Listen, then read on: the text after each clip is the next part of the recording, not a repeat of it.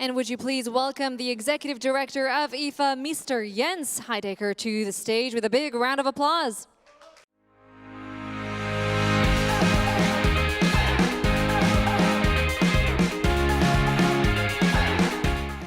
Good morning.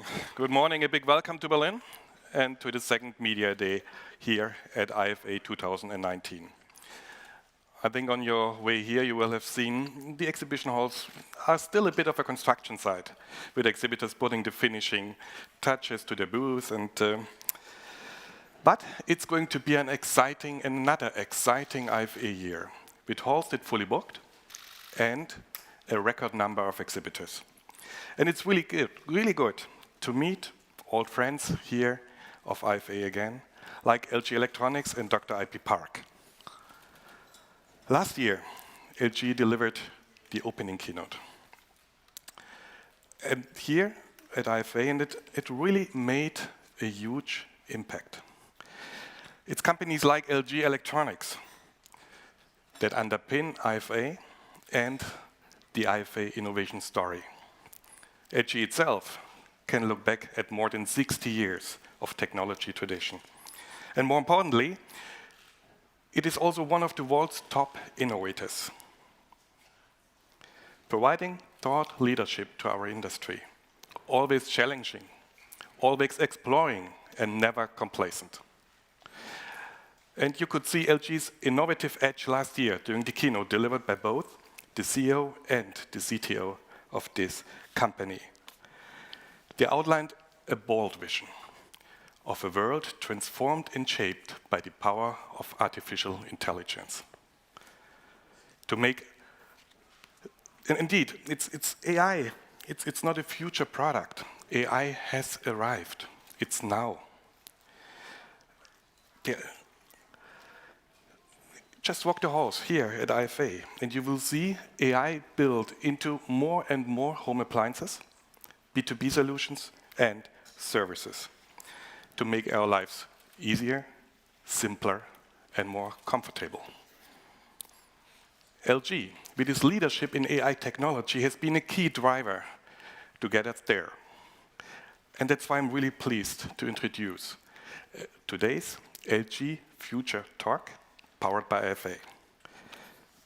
Hosting today's discussion is our old friend and partner, the President and Chief Technology Officer of LG Electronics, Dr. IP Park.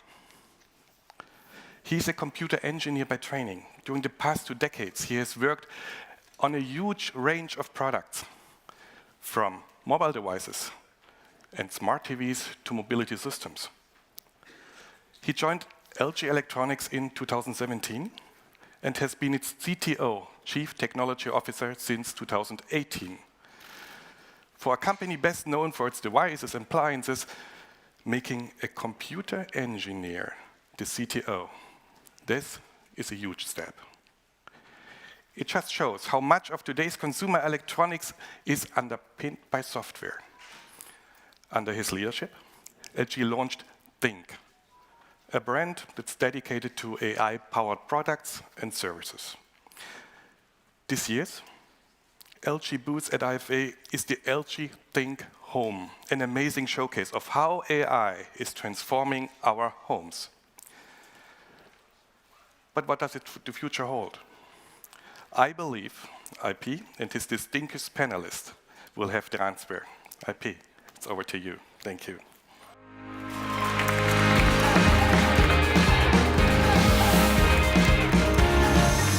Thank you, Jens, once again, for that very kind introduction. And it's great to be back in Berlin once again. I can't believe it's been already 1 whole year since our last year's LG keynote at IFA. Well, some of you might remember that during that keynote, I presented 3 keywords: evolve, connect, and open, which define LG's artificial intelligence strategy. Evolve, connect, and open. These are 3 objectives that we aspire to in all of our AI-powered products and solutions. They are our standard for a kind of AI which will make life even better. Not just improving what we are doing already, but fundamentally transforming how we live and shape our lives. And to discuss that vision of transformation this morning, I'm offering this theme for today's topic: anywhere is home. Think about what home is to us. It's that space of comfort, your own place, a nest of ultimate personalization, where things are to your liking, nobody else's. Well, the thing is, with the help of AI and connectivity, increasingly we are seeing those same descriptions become applicable to spaces other than your own home. Whether it's your car, office, or school, the key is that you are able to keep more and more of that homeness wherever you go, have things just how you like them. Settings for products, appliances, furniture, environmental conditions, or your favorite contents or experience. So our job with AI is to deliver on that expression: home isn't a place, it's a feeling. And to discuss just how we're going to do that through Evolve, Connect, and Open, it is my great pleasure to introduce three wonderful panelists. First up, Dino Flore is Vice President of Qualcomm, where he is responsible for the development of a wide range of technologies. No doubt the best person to talk to about the future of connectivity, 5G, and beyond. Maurice Conti is a technologist and a visionary futurist, currently Chief Innovation Officer at IFA, Europe's first moonshot factory powered by Telefonica. Many of you probably know him from his fascinating TED Talk on intuitive AI, which has been viewed over 9 million times.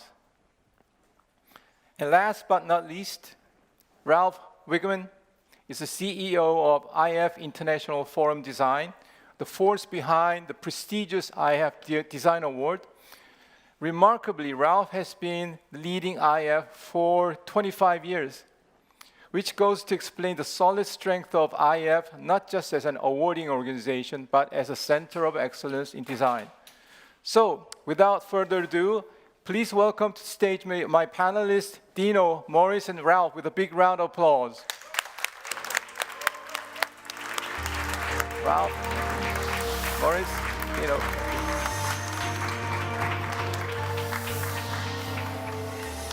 Gentlemen, thank you for joining me today this morning. Let's get straight down to business, shall we? The first idea I want to discuss with you is Evolve. It's about the kind of AI which evolves by learning through continued and accumulating interaction with people. The more you use it, the better it understands you, your living patterns, your preferences, your style, and ultimately even your feelings. And these devices will start appreciating value the moment you bring them home, because they start to get better and better over time.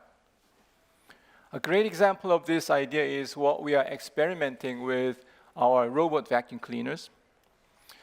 The robot vacuum cleaners, they're already pretty smart. For instance, they can scan and recognize the surface around them using camera.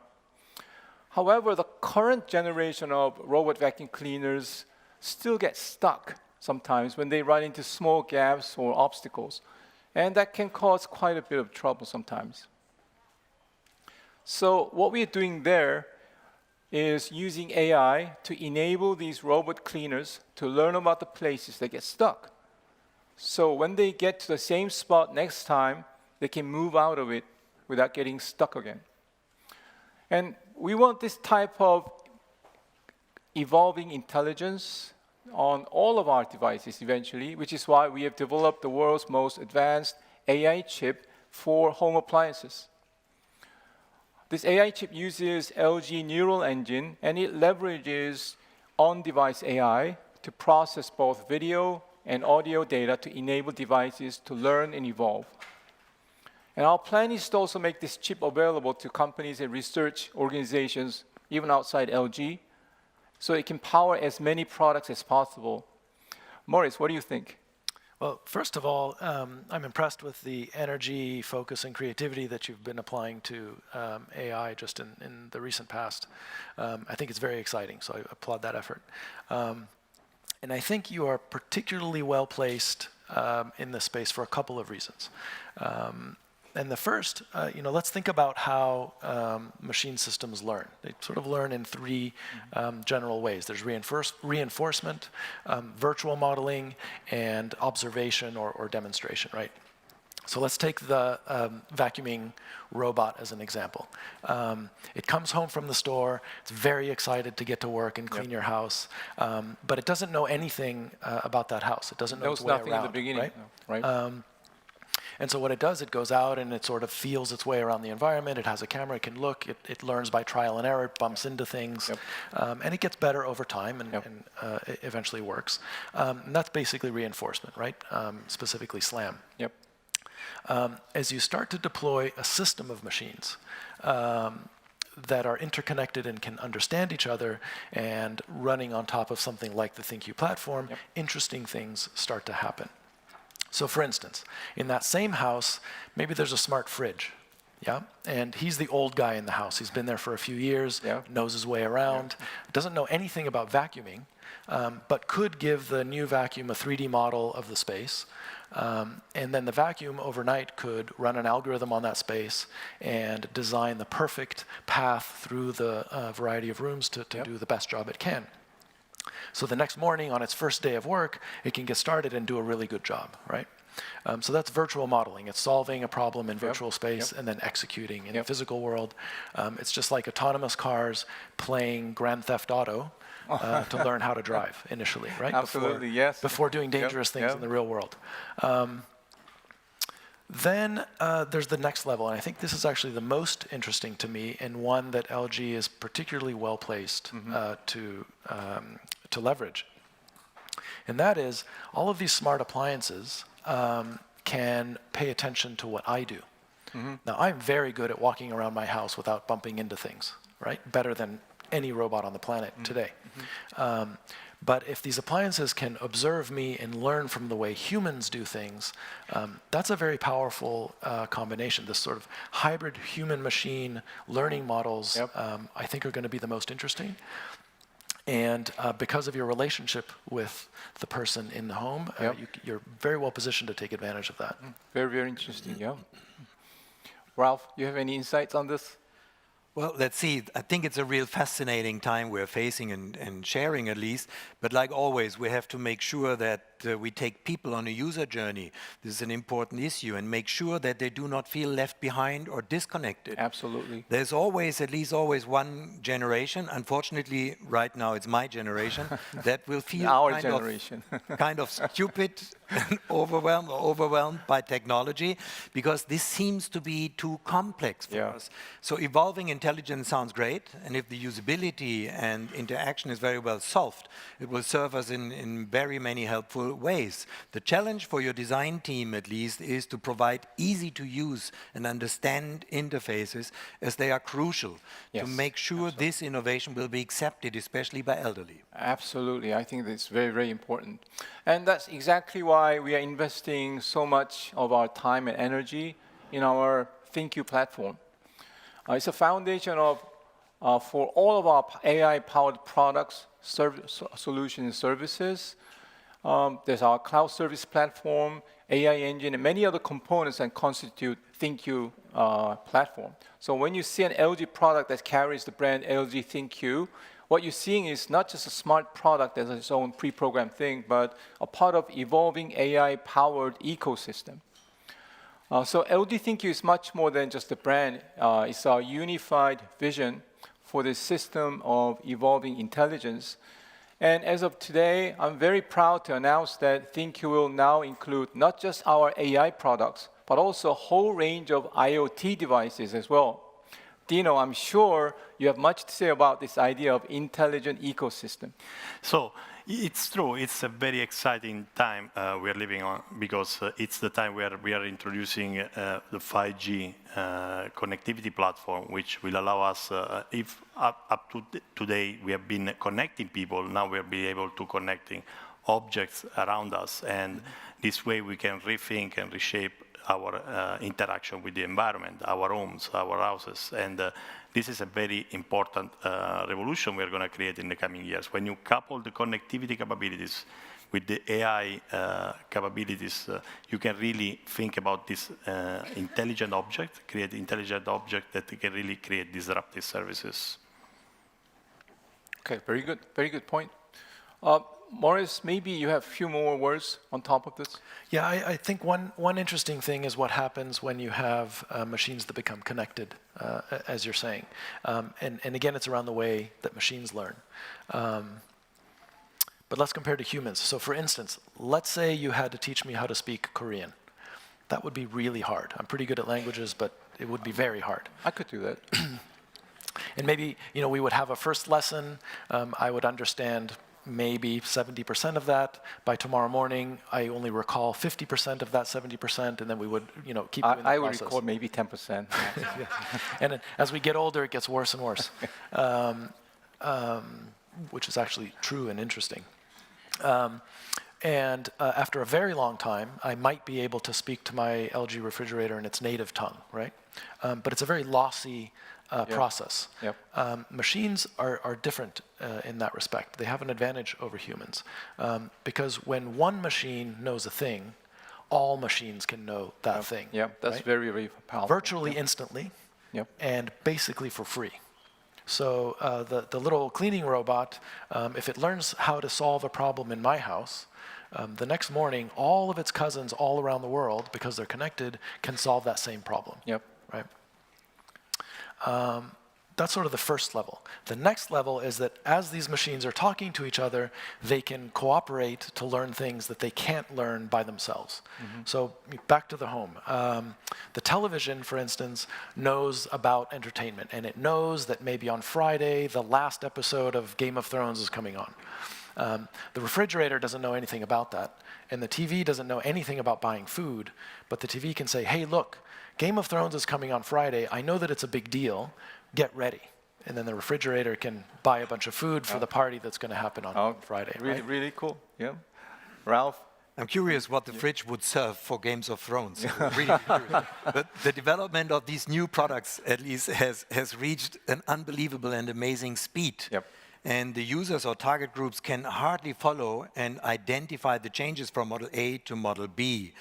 The time is, for your engineers and your designers, the time is really short and not long enough to reinvent or invent and provide the best possible solution. Because the next, tell me about it, the time is short. Because the next CS show, the next IFA show is already starting soon, coming up soon. So from a design point of view, it seems to be a little bit risky, as many promises cannot really be kept. So, but personally, I'm fascinated if I really think about all the options. The user journey will be challenging, but very exciting, as more and more products offer these integrated user interfaces, but unfortunately without a harmony of systems. I agree with you 100%, Ralph.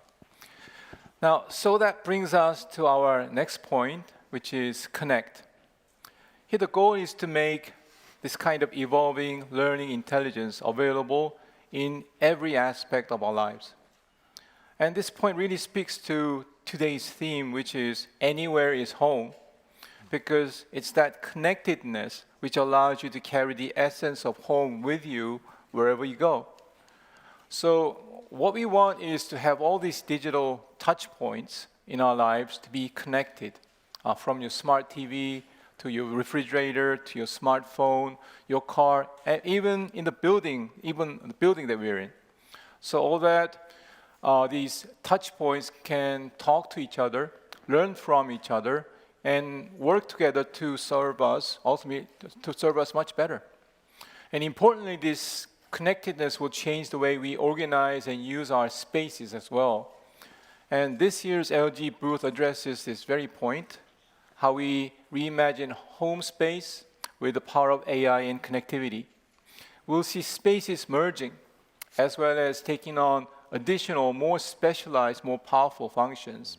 Ralph, you're the expert on this.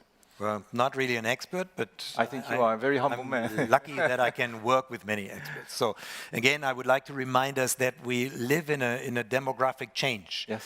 That means marketing teams, of course, first of all, love to address the young early adopters. Very understandable. But the key target group is the so-called silver generation. Yep. So they are getting more and more. Right? They are much more critical, have a good life experience, and not all of them are very much technology oriented. Right. So for example, my wife and I, we moved to a new apartment 2 weeks ago. And if I would have suggested to think about a smart home installation, I would most probably be just by myself in that apartment because my wife wouldn't have accepted. So it's about trust. So whenever you can convince me that I trust you and your products, it's more easier for me to convince my wife. Yes. And I like to talk. I talk to many people in many countries, and every year, and in Central Europe, or especially in Germany, is very difficult, as I know, is a difficult market. So the promise is something we have to think about. So Maurice, can you add on this? I mean, I agree with you, Ralph. One of the most important things about adoption is usability, right? These things have to work. And being a designer, I've suffered through that challenge for many years. But I think today we're actually at the cusp of maybe a new way of solving this problem, because the systems are getting so smart that they sort of avoid the challenges of usability in the past. You know, think back when we were younger, and the big challenge was programming a VCR. Oh my God! Or maybe not remind me of this. Fixing the 12 o'clock, right? Yeah. And even the technological people in the house maybe could do it, and certainly the Luddites could not. Today, my mother just talks to a thing, her smart TV, and says, "Show me Game of Thrones." And the TV just starts playing the content. You know, I was the only one who could program VCR in my entire neighborhood. So I think you know, the benefit of this very rapidly moving technology might be that we have new ways of addressing usability concerns that that are interesting. Yeah. Okay. Cool. Thanks. Dino, So, your thoughts? Yeah, building on what Maurice was saying, it's really this advanced connectivity, sensing, and computing capabilities we are developing that will bring huge transformation and to many things around us: the homes, the workspace, the cities, the roads, the factories. Yep. And as an example, we feel that a major shift will happen for cars and the transportation system. We can create smart and intelligent car and smart transportation system. And this will be also thanks to some key technologies we are introducing in partnership with LG. 5G to start with, which we have launched with the LG, the first phones this year, early this year. The V2X technology, which allows the car to communicate with each other and communicate with the infrastructure, and also AI combined with that. When we can combine these technologies, we can really rethink and reimagine car and transportation systems, making them more efficient and safer. For example, a smart infrastructure can have some cameras that can detect when a pedestrian is crossing the road, and through the communication, they can tell the cars to stop or to take action to do that. Also the cars, so the autonomous cars will be able to get also this sensing information, do some fusion about these sensors, and take some appropriate decisions, thanks again to these high-speed, low-latency connectivities and car-to-car communication capabilities to do that. Yeah, absolutely. By the way, what are you wearing under your jacket? So it was just to remind everybody that with the LG, we brought 5G. No, by the way, it is true. So with LG, we launched the first phone, was the first 5G launches we did it with LG. Yes. We did it in US, we did it in Korea, we did it in Europe. So in 3 countries where we launched 5G first, this April, and May, it was done in partnership with LG. We really appreciate the partnership. That's great, and thanks for bringing up autonomous vehicles. I knew you were going to talk about this. A lot of people who know LG for home appliances seem a bit puzzled when I say mobility is going to be a key future domain for us. And that's really true because as people are freed from having to drive in the future, they want to make better use of the time in the car, right? So more and more of these home activities will now take place in cars, and that's a tremendous opportunity for companies like LG. We say LG's traditional strength is in home domain, but now all these connected smart cars are becoming basically homes on wheels. We're getting millions and millions of new moving homes on the road.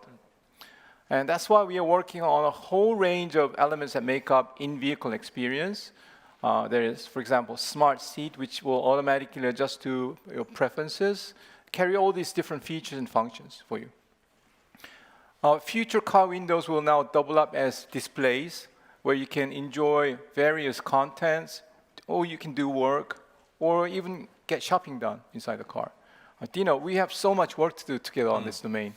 It's true. So, and with as I was saying before, Qualcomm and LG has a long-standing relationship in mobile communication in general, but also in the car business, where in the last 15 years we have been collaborating to bring telematic solutions for the car industry in the order of millions. Actually, I think up to date we have 20 million units, telematic units we have shipped together, and now we are launching together these breakthrough technologies, 5G connectivity platform and the CV2X connectivity platform that will revolutionize again the car and the transportation industry together. So that's, and that is very important because as we have this fast-paced innovation driven by these technologies, I think both companies, we are working together with our expertise to really rethink the things around us and rethink the environment and how we think about the environment.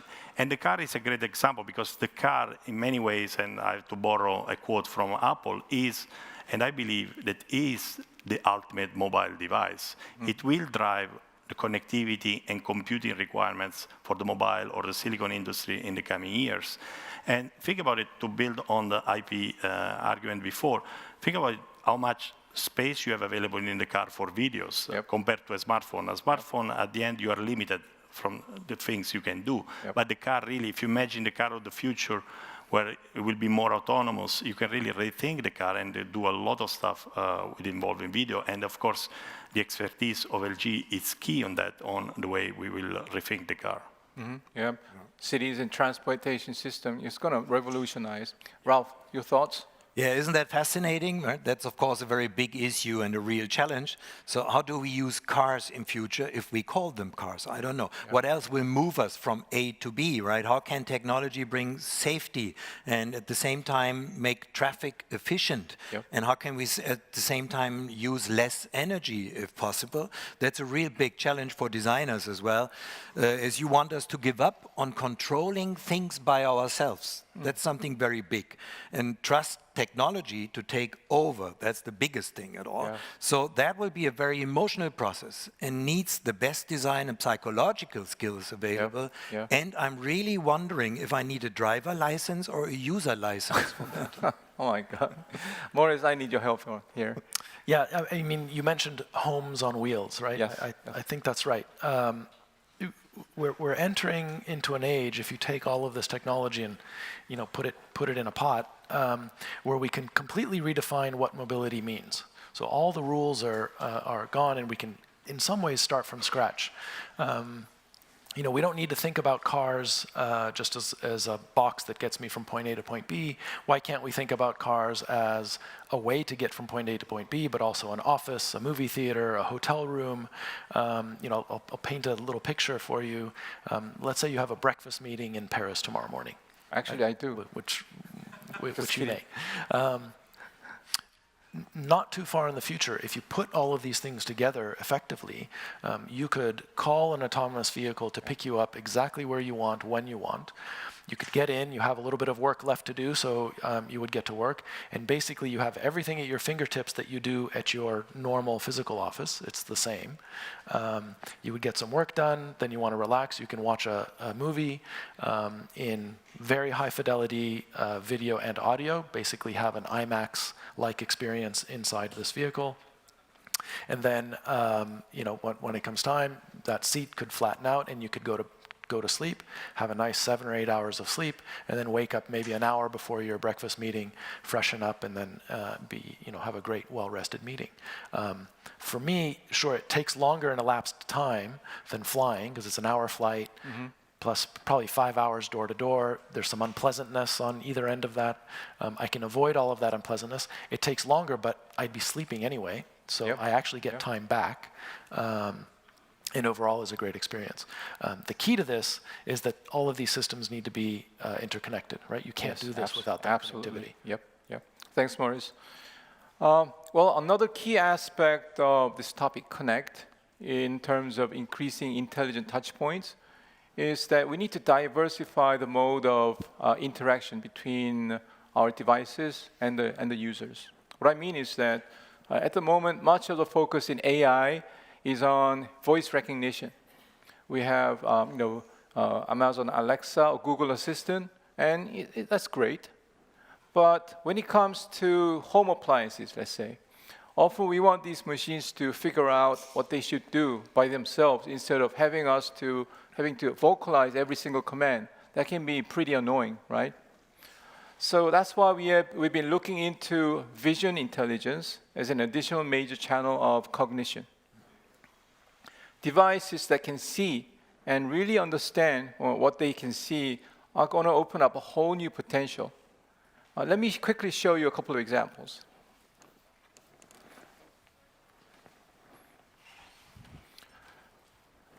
This product is called LG Styler, a personal clothing care system. You hang your clothes inside, and it uses cutting-edge steaming technology to shake off wrinkles, dust, and even smell. You'll never use dry cleaning again once you purchase one of these. And what I have here is an experimental vision intelligence module. We're calling it the Vision Pack. It combines visual sensors with cloud connectivity. It's an add-on module, and it can be applied to a whole range of existing appliances. Let me show you how this works. I simply add this Vision Pack inside the styler, like this. Okay. Now, this styler has gained visual awareness of what's going to be inside. And let me find my jacket here, put it inside. Let me close the door and see what happens on the screen. For this item, you previously used wool and knit coarse. Same again? Yes, please. Wow, isn't that great?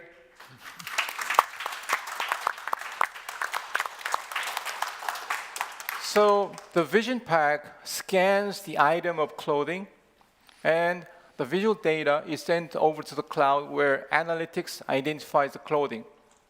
And it finds the right course for you automatically.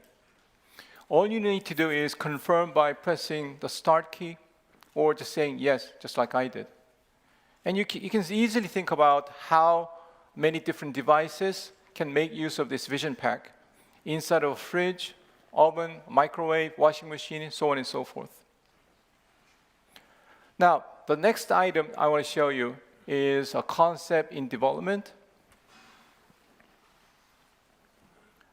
And we're calling this ThinQ Fit at the moment. You might have seen an earlier version of this under the name Smart Mirror. It's an interactive, intelligent signage, which uses our 3D camera technology to let you measure your body size very accurately with your clothes on. Then it creates a realistic avatar with your measurements, and you can use this for virtual fitting to try on different clothes in different size, different color, different texture.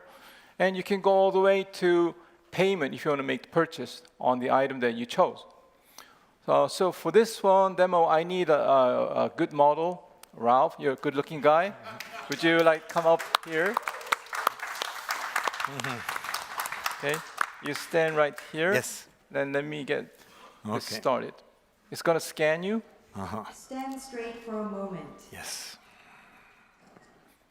Stand with your arms open. Taking your photo. Look at the red dot.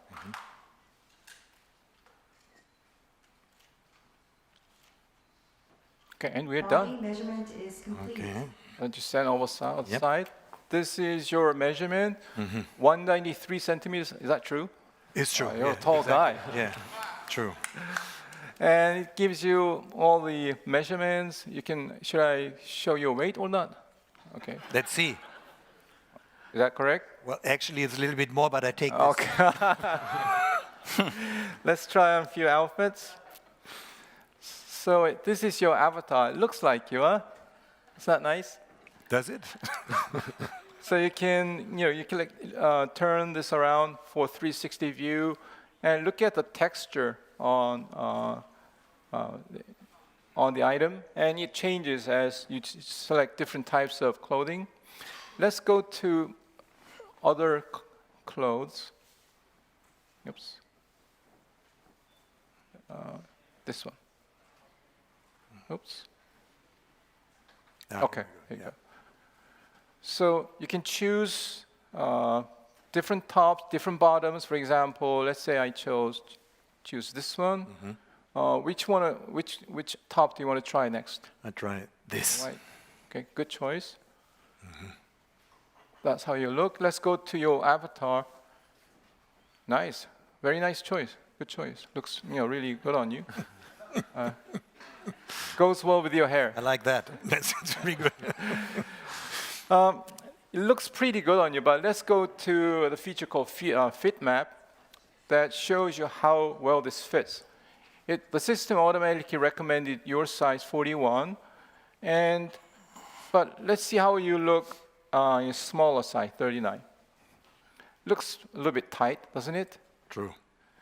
And it has a feature called Fit Map that lets you visualize how tight or loose the item is by color.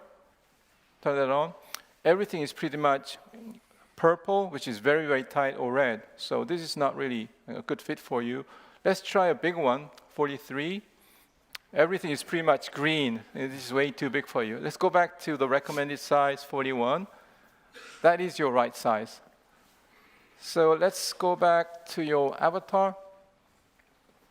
And if you like this, you can make a purchase if you want. Would you like to do that? Yes, please. Okay. Then why don't you come back here? Okay. It's going to do a facial scan for authentication. Press checkout. Yep.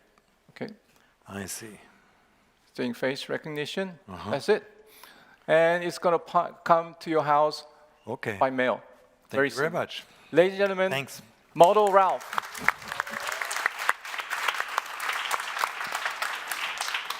And of course, all of this data can be taken onto your 5G mobile, so you can carry your avatar and virtual wardrobe with you. And with that, we can integrate the whole spectrum of services, allow users to capture their existing wardrobe, or use Vision AI for more personalized recommendations. And all this creates a whole new connected fashion experience. It's going to transform the industry, I believe. So, Ralph, how did you like this? Well, that's something really valuable and should be accepted easily, because that's something people can imagine. And I guess maybe it's a bit different in Korea than it is in Germany, but many men here do not really like to go shopping clothes. Oh, believe me, it's exactly the same in Korea. Same? Okay. And we don't like Germans are not really known as the fashion icons in the world. It's more the Italians on my right, right? They are no more known as the fashion icons, right? Yes. That's for sure. But if this idea and this product can really help, let's say, solving time for those who don't like to spend time on shopping, it's something. Of course, it can be good fun as well if you do it at home. And even if you do it online, you can save time as well. But I guess it can really change some things, because if you're not sure, ask your style guide, right? Ask your consultant. What kind of color type am I? Is it warm colors or cold colors? You can save time, at least space. We can save energy, because maybe we don't have that many returns in future. Yeah. So I like it a lot. Very, very good point. Thank you. Oh, wait. I think we have something for you. We have a express delivery from Korea based on the measurements. from Seoul to Berlin in a minute. Thank you very much. Hey, Dino, what did you think about this? So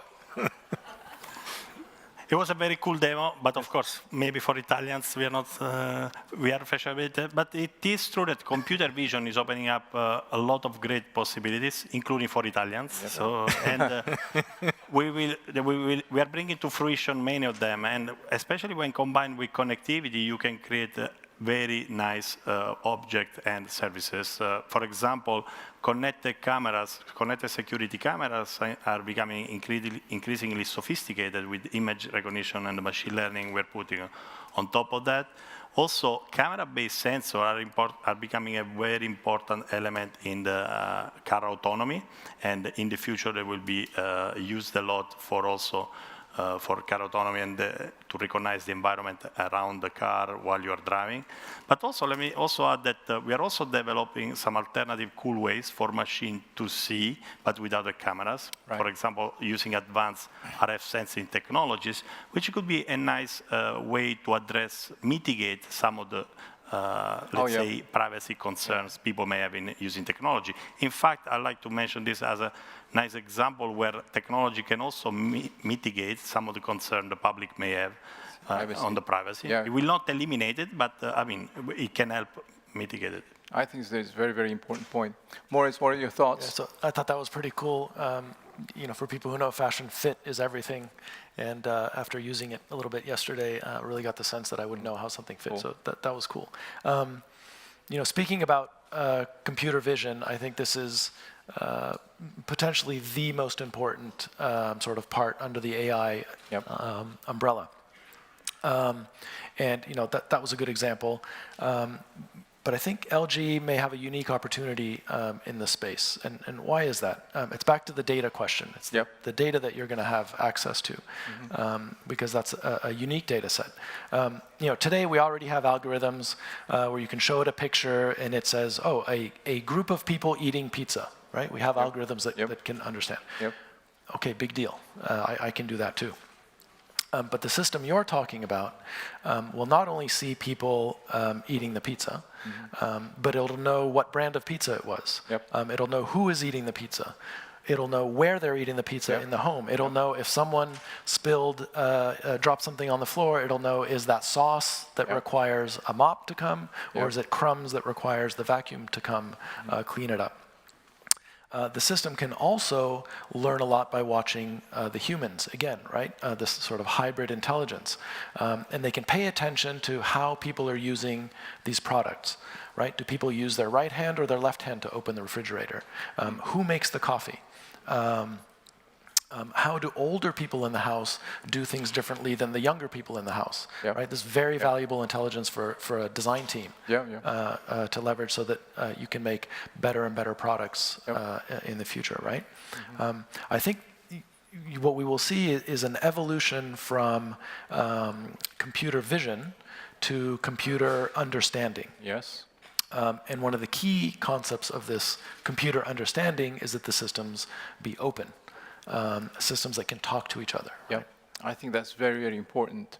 I must say that the pizza example shows that Maurice is Italian but lived a lot in US. In Italy, we will never occur to us to think about pizza brands. So. Okay. Fair enough. Very Americanized. About this openness, you know, the whole system has to work. So your system has to be open so it can connect to all the available services, right? And I'll be the first one to admit that no single player, or not even big companies like LG, can do this alone. So our efforts to evolve and to connect must be open. Open partnerships, open collaboration, open innovation are going to be play a key role in the future. And that's precisely why we decided to open source our WebOS last year. It's an operating system for smart products. There's a dedicated website for this open source edition, webose.org, where anybody can access the platform, build all sorts of wonderful things on it. And we're really investing to encourage everyone to make use of WebOS. We recently co-hosted, for example, WebOS hackathon in Singapore together with Infineon. And the first prize went to a Malaysian startup company who built an IoT flood monitoring system that sends alerts to social media, a social network.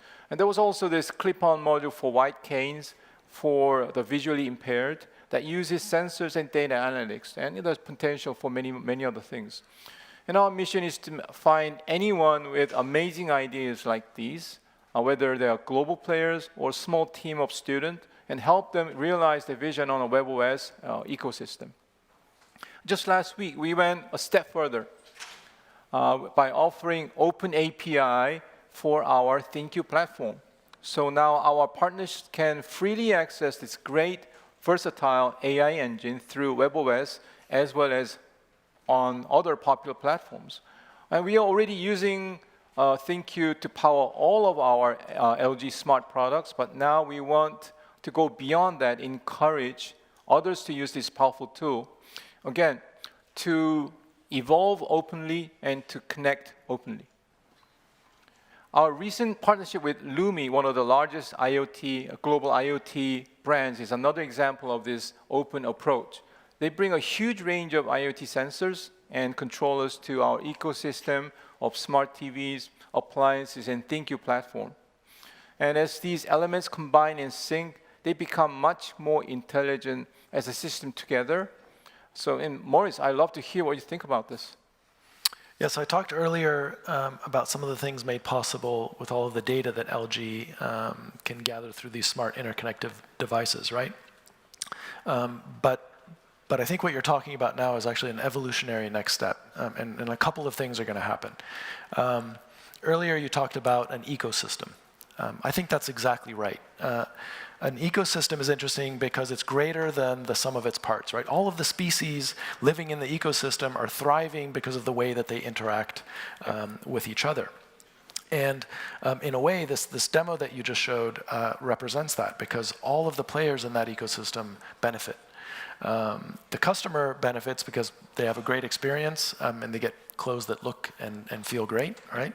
The fashion company benefits because they can make just the right clothes available for each customer, and then they can merchandise more efficiently. LG benefits because you bring a great new product to market and can take that success and reinvest it into inventing cool new stuff for the future. Yep. And for me, maybe most importantly, the planet could benefit.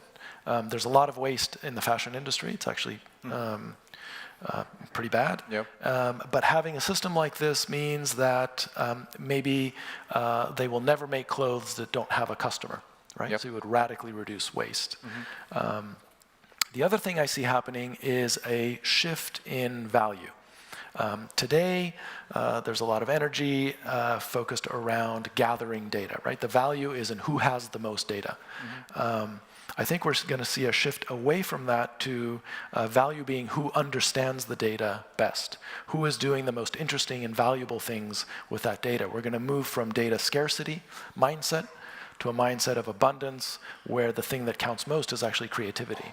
Mm-hmm. I think it's going to be a very interesting next couple of years in this respect. Yep. Dino, a few words? And to expand on the WebOS considerations Dr. IP made before, so we at Qualcomm expect WebOS to play a central role as an open platform for bringing together a diverse range of partnership in order to make a connected car a reality. Mm-hmm. And of course, LG has a lot of experience and successfully used WebOS for their smart TVs, and there have been millions of them deployed.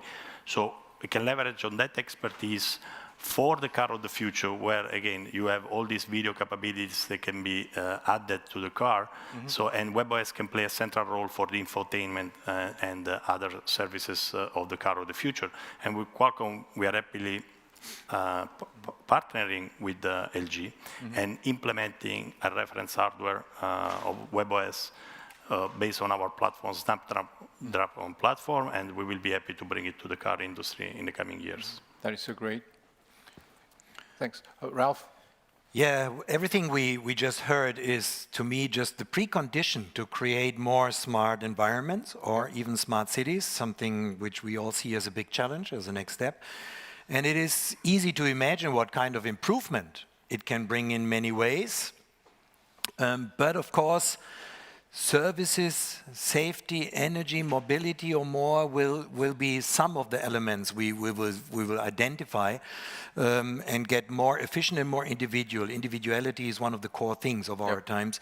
But let's please not forget that not everybody is already on the train. And we have to find a human approach. That's really important for everything. Let's please create a user journey that involves as many as possible.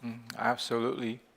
I really fully agree with you, and I also fully agree with all the technology guys that talk about mixture of technology usability. I think we need to find a fine balance. And well, this has been so fascinating discussing, and time is flying. I'm afraid we have just a few more minutes left, so we're going to have to start wrapping up. But before we go, I'd like to ask each of you just one last question.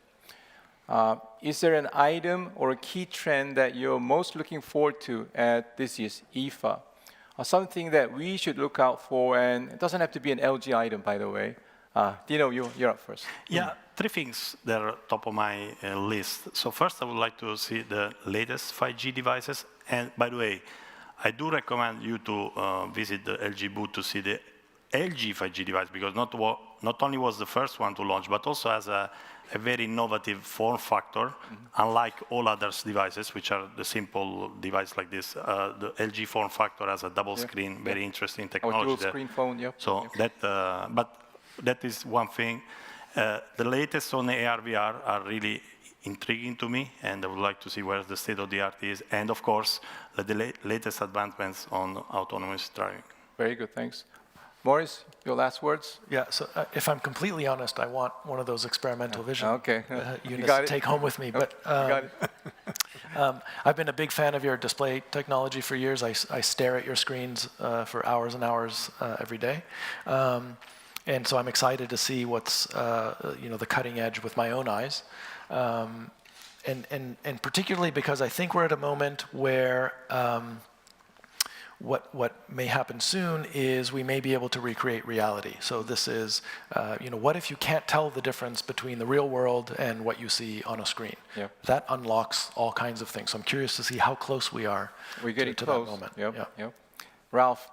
Yeah, I think I'm really interested in AI this year, because we from IF have to look at it from a different perspective than engineers do, and have to focus more on the human aspect of those things. But of course, we love future developments pretty much.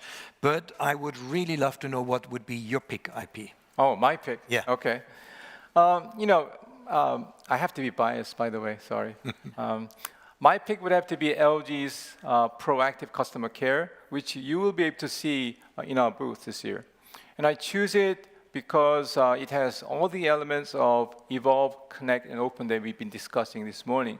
It's a learning system, first of all, which gathers information about all the devices monitoring. It has to connect with all the appliances in the house. And lastly, we want it to be an open solution that covers a whole range of brands and products, even outside LG. And you'll see the beginning of all that at LG booth, which I know all of you are dying to visit this year. And this year's theme is LG ThinQ Home. And it's all about devices that are evolving, more connected and more open, and eventually, ultimately, to make our lives even better. Well, that's it from me, and thank you once again for joining me today. Ladies and gentlemen, Dino Flore of Qualcomm, Maurice Conti from Alpha, Ralph Wigeman of IF Forum Design. Thank you very much, and a wonderful IFA. Thank you.